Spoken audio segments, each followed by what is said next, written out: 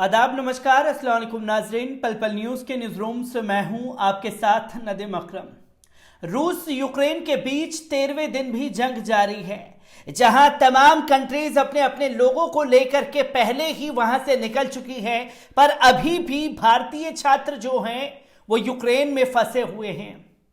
लगातार बातचीत का सिलसिला टेलीफोन के जरिए जारी है और जो बच्चे वहां वापस लौट रहे हैं उस पर केंद्र सरकार के जितने भी मंत्रीगण हैं वो अपनी पीठ थपथपाते हुए दिखाई दे रहे हैं।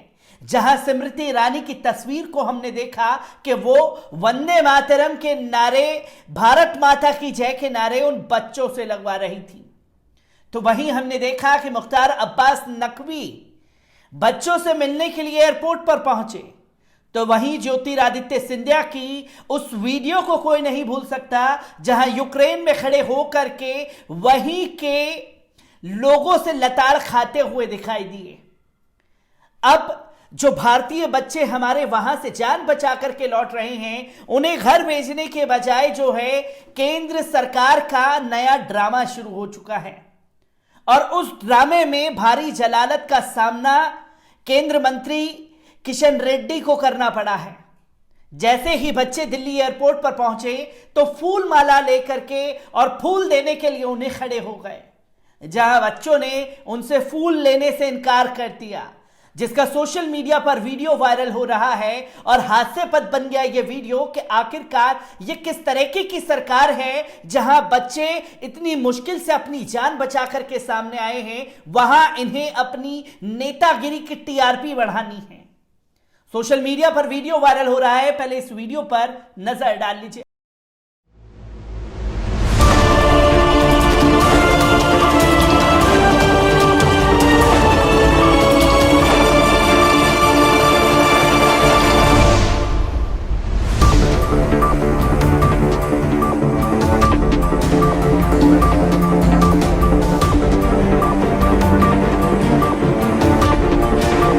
आपने इस वीडियो को देखा और इसी के साथ साथ किस तरीके के हालात बने हुए हैं रूस यूक्रेन के मामले पर, इसे देखने और समझने की जरूरत है।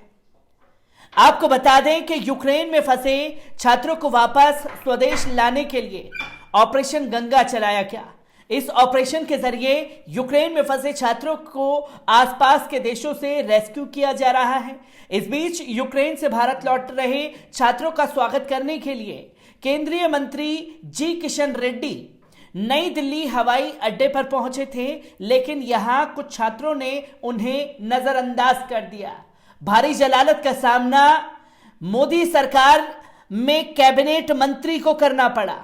तो वहीं केंद्रीय मंत्री का एक वीडियो भी इस वक्त सोशल मीडिया पर वायरल हो रहा है, जिसमें वह फूल लेकर एयरपोर्ट पर खड़े दिखाई दे रहे हैं और बच्चों का स्वागत कर रहे हैं। कुछ बच्चे केंद्रीय मंत्री से फूल तो ले लेते हैं तो कुछ इनकार कर देते हैं और कुछ बच्चे तो केंद्रीय मंत्री की तरफ देखते तक नहीं हैं, पूरी तरह नजरअंदाज करते हैं। इसी दौरान एक युवक यह भी पूछता है कि क्या आप भारत सरकार की तरफ से हैं? जवाब में हाँ सुनते ही युवक ने कहा कि फिर आपसे ये फूल नहीं चाहिए। भारतीय छात्र जो जान बचा करके वहां से लौटा है, उसने साफ तौर पर कह दिया कि आप सरकार से हैं तो मुझे आपसे ये फूल नहीं चाहिए। अब वायरल हो रहे इस वीडियो पर लोगों ने अपनी प्रतिक्रियाएं दी हैं, जिसमें नयन ज्योति नाम की यूजर्स ने लिखा, बच्चों के इस बर्ताव की सराहना करनी चाहिए। भारतीय सभ्यता और संस्कृति हमें कृतज्ञ दिखाना और सभी के प्रति विनम्र होना सिखाती है। इसमें राजनीति विचारधारा को शामिल करने की जरूरत नहीं है।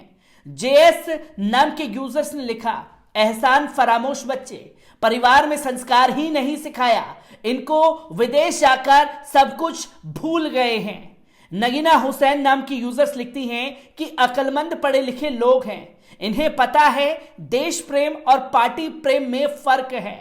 गुरुचरण सिंह नाम के यूजर्स ने लिखा कि पीएम मोदी ने अपने मंत्री को यूक्रेन से आए बच्चों के साथ सेल्फी खिंचाने में लगा रखा है, लेकिन जो बच्चे वहां मुसीबत झेल कर आए वो इनका गेम समझ रहे हैं।